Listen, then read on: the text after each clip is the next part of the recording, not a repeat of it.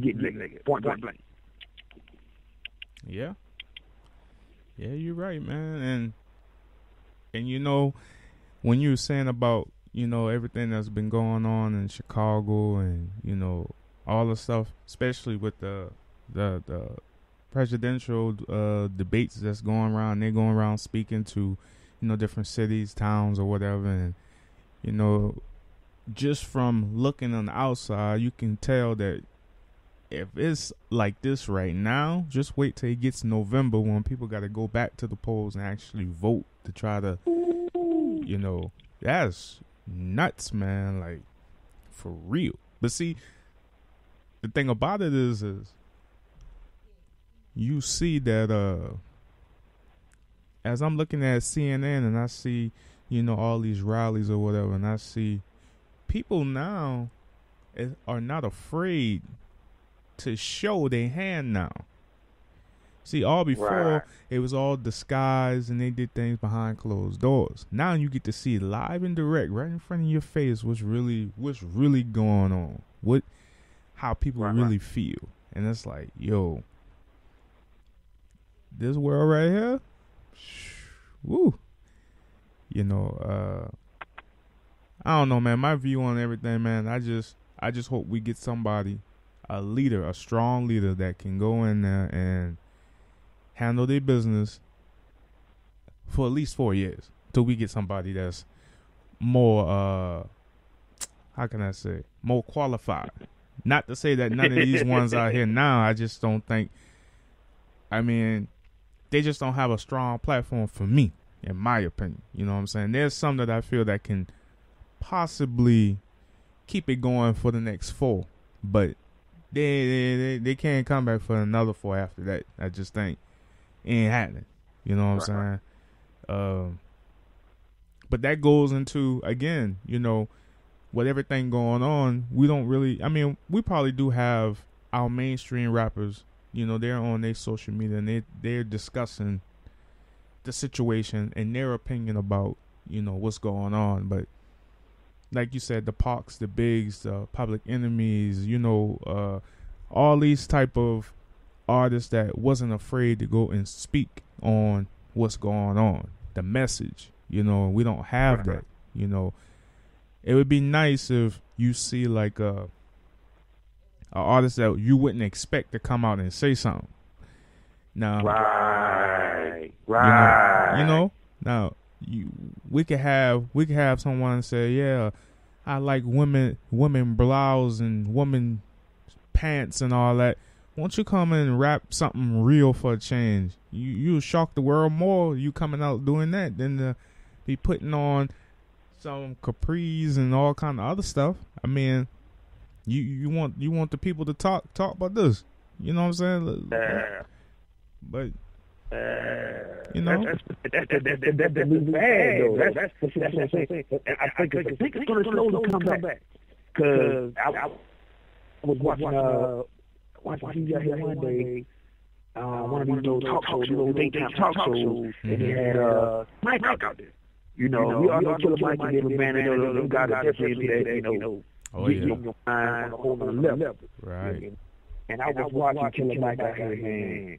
Was like 4 women around him of different, you know, different races. You know, just talking to him about this whole political and going out the vote thing that he said about Hillary, blah, blah, blah. He was with these 4 women, I mean, a black man with these women. And I'm watching him like verbally assault, you know, defend himself with a word when he's trying to get a point across. You know, and I'm looking like, look at this shit. Brothers up here speaking on a whole other level as far as policies and politics, and he was speaking with some education. Right. Hey, wow, I'm very impressed. I mean, but you like go spitting that lyrics, you know what I'm saying? You know, I know, you know, he been like that. Right. You know, but the fact that we need more of our artists to be on that level. You understand what I'm saying? Mm-hmm. We can't stay in this. Let's get high every day, fast up. because you're not going to get anywhere in life. You know, you won't have to stand your mind sooner or later. If not, you're going to spend the majority of your time working at some bullshit job because you fail to want to progress. You want to be the new club hype man or hype woman, and that's all you do. If you get your paper, I ain't mad about how you get your paper. But don't settle for less, and don't settle for the bare minimum. You know,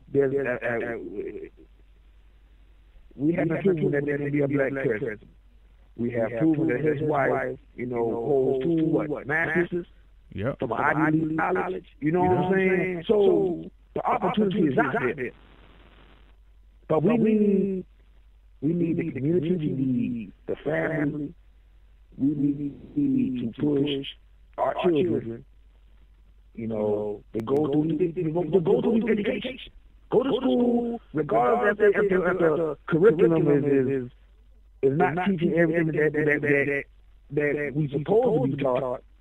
But read if you don't go to school, if nobody's teaching you how to read. You know what I'm saying? So how would you know about your history if you can't read? If you can't read because either A, somebody, you can't read because you never went to school, and your parents or somebody didn't get time to help you read. So all that knowledge about yourself, you can't even research that you can't read because you choose not to go to school because you want to get high.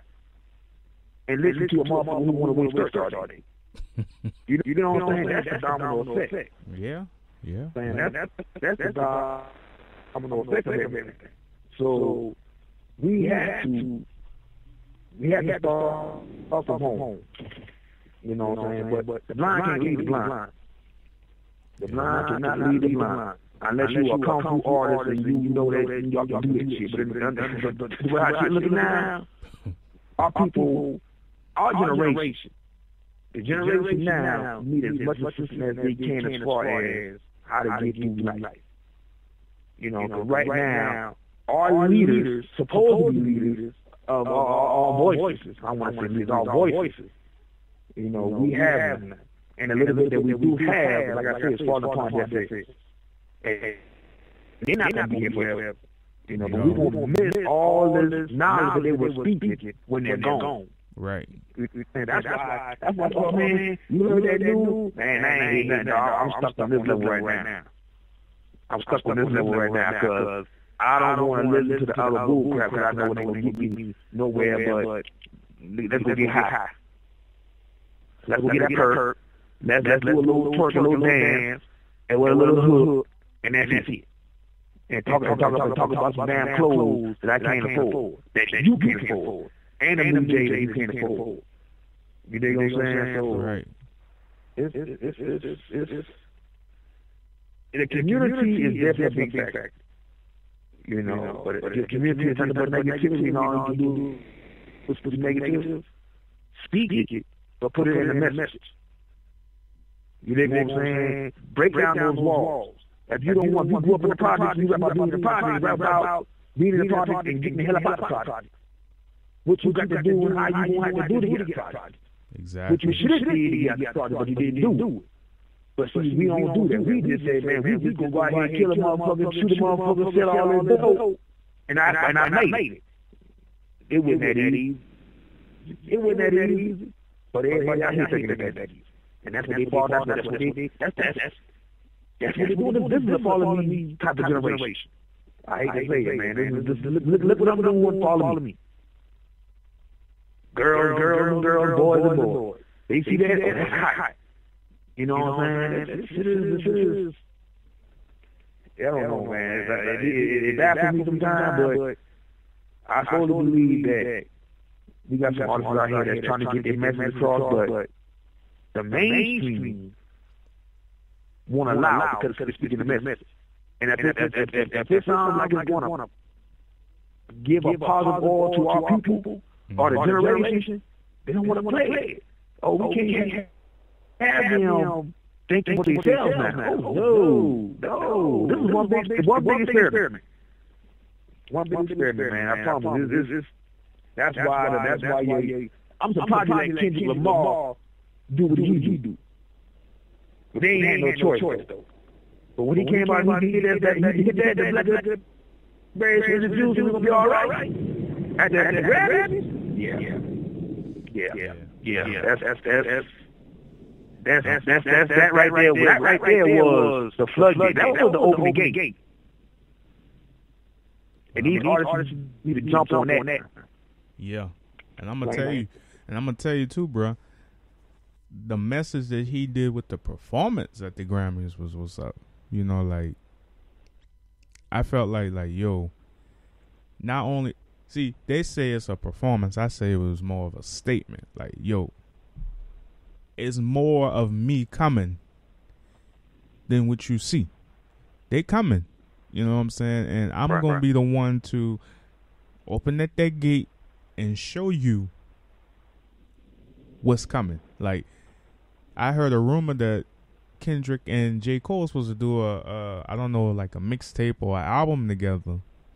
But we'll just see if the powers would be to let that happen. You know what I'm saying? Like, they can crunch numbers to get it to make it work. But I think they should. I mean, I think it would be a good project. But again, like you said, you know, you have a lot of people pull strings that, you know, you're not gonna mess up my money over here because y'all two, you know, as artists want to get together. Like, nah, I'd rather have y'all separate. I want y'all to be more competitive between each other. Like, I don't want y'all together. Right. You be too strong together. You know, and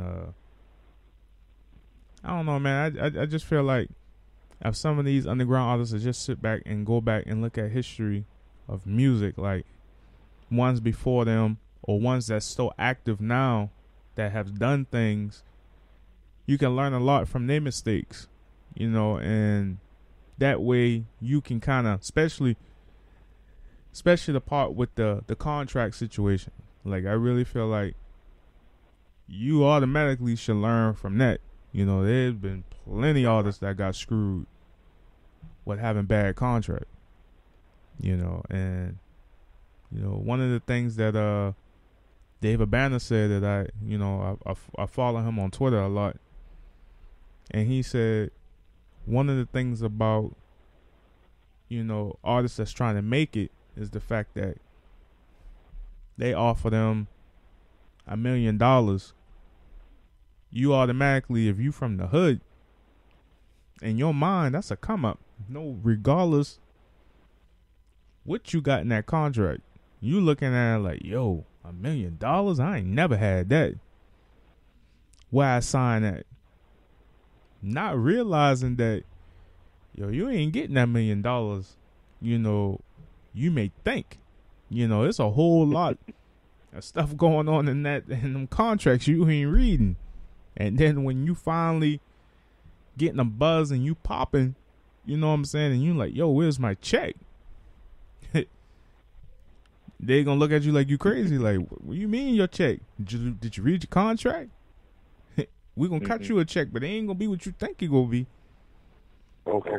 You know, and now you stuck on this label for forever, and you getting stuck on the shelf because you don't really want to produce no music because you ain't getting paid for your work. So now you stuck. You know, it's crazy, man. That's why I was like, they need to go back and then look at what's been going on before them.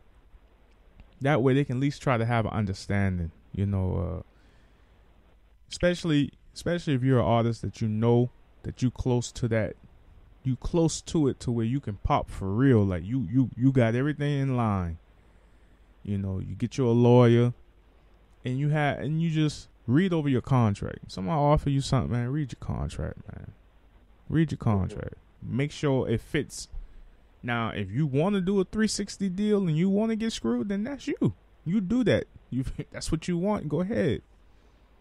But read your contract so you can understand what you're getting yourself into. So, you know, you want to own one of the things, and I'm going to say this and then we're going to go play some music, man. One of the things that you want to do is try your best to keep and own your own masters.